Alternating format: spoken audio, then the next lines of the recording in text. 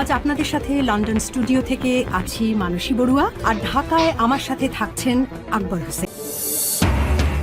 এই মুহূর্তের গুরুত্বপূর্ণ সব আপডেট নিয়ে শুরু করছি আজকের আন্তর্জাতিক সংবাদ।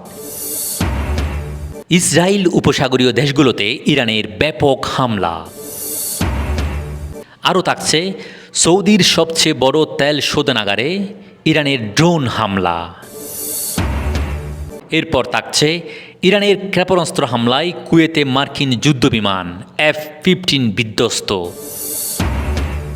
এতক্ষণ শুনছিলেন সংবাদ শিরোনাম, এবার বিস্তারিত শুরু করার আগে একটি ছোট্ট অনুরোধ, ভিডিওটি ভালো লাগলে একটি লাইক দিন, ফলো এবং সাবস্ক্রাইব করুন এবং কমেন্ট করে জানিয়ে দিন আপনি কোন জেলা বা কোন স্থান থেকে আমাদের দেখছেন ও শুনছেন। ইসরায়েল উপসাগরীয় দেশগুলোতে ইরানের ব্যাপক হামলা। ইরান জুড়ে শনিবার থেকে আকস্মিক হামলা শুরু করেছে ইসরায়েল ও যুক্তরাষ্ট্র। দেশ দুটির যৌথ হামলায় ইরানের সর্বোচ্চ নেতা আয়াতুল্লাহ আলী খামেনি সহ ইরানের শীর্ষ কমান্ডার ও কর্মকর্তারা নিহত হয়েছে। এইসব হামলার প্রতিশোধ নিতে ইরানও সেই দিন থেকে পাল্টা হামলা শুরু করেছে। ইসরায়েল ছাড়াও ইরান উপসাগরীয় দেশগুলোতে মার্কিন ঘাঁটিতে হামলা চালাচ্ছে। রোববার ইরানের IRGC দাবি করেছে তারা মধ্যপ্রাচ্যে 27টি মার্কিন ঘাঁটিতে হামলা চালিয়েছে।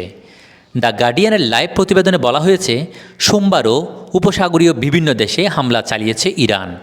দুবাই, দোহা, মানামা এবং জেরুজালেমের হামলায় বিকট বিস্ফোরণের শব্দ শোনা গেছে। বার্তা সংস্থা AFP জানিয়েছে কাতার এবং বাহরাইনের রাজধানীতে বিকট বিস্ফোরণ হয়েছে। এছাড়া সংযুক্ত আরব আমিরাতের সবচেয়ে জনবহুল শহরেও হামলা চালিয়েছে ইরান। সৌদি আরবের সবচেয়ে বড় তেল শোধনাগারে ইরানের ড্রোন হামলা। ইরানের শাহেদ 136 ড্রোন সৌদি আরবের আরামকো তেল শোধনাগারে আঘাত হেনেছে। এই হামলার পর সৌদি আরামকো রাস তানুরা রিফাইনারির কার্যক্রম বন্ধ করেছে। হামলার পর স্থাপনায় আগুন লাগে, তবে আগুন সীমিত ছিল। দ্রুত আগুন নিয়ন্ত্রণে আনা হয়। এখন পর্যন্ত কোনো হতাহতের খবর পাওয়া যায়নি। মধ্যপ্রাচ্যে উত্তেজনা বাড়ছে। সাম্প্রতিক সময়ে ইরান উপসাগরীয় দেশ ও ইসরায়েলকে লক্ষ্য করে ক্ষেপণাস্ত্র ও ড্রোন ছুড়েছে। এর আগে ওই অঞ্চলে আন্তর্জাতিক বিমান হামলা হয়েছিল। এই পরিস্থিতির মধ্যেই সৌদি আরবের রাস তানুরা রিফাইনারিতে ড্রোন হামলা হলো।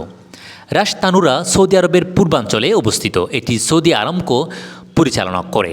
এটি বিশ্বের বড় এবং গুরুত্বপূর্ণ তেল রপ্তানি কেন্দ্রগুলোর একটি। এখানে প্রতিদিন 5,50,000 ব্যারেলের বেশি অপরিশোধিত তেল শোধন করা হয়।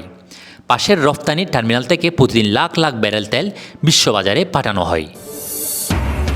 এদিকে ইরানের ক্ষেপণাস্ত্র হামলায় কুয়েতে মার্কিন যুদ্ধবিমান F-15 বিধ্বস্ত। কুয়েতের আকাশে ইরানের হামলায় যুক্তরাষ্ট্রের F-15 যুদ্ধবিমান বিধ্বস্ত হয়েছে। সোমবার সকালে এই ঘটনা ঘটে। সামাজিক যোগাযোগ মাধ্যমে ছড়িয়ে পড়া একটি ভিডিওতে দেখা যায় কুয়েতে একটি মার্কিন F-15 যুদ্ধবিমানে আগুন ধরে যাওয়ার পর সেটি বিধ্বস্ত হয়েছে। টাইমস অফ ইসরায়েলের প্রতিবেদনে বলা হয়, বিধ্বস্তের সময় অন্তত একজন পাইলট বেরিয়ে আসতে সক্ষম হয়। এই বিষয়ে মার্কিন সামরিক বাহিনী বা ইরানের পক্ষ থেকে এখনও কোনো বক্তব্য পাওয়া যায়নি। একজন প্রত্যক্ষদর্শীর বরাত দিয়ে রয়টার্স জানিয়েছেন, কুয়েতে মার্কিন দূতাবাসের কাছে ধোঁয়া উঠতে দেখা যায়। সোমবার উপসাগরীয় দেশটিতে বিমান হামলার সাইরেন শোনা যাওয়ার পর এই ঘটনা ঘটে।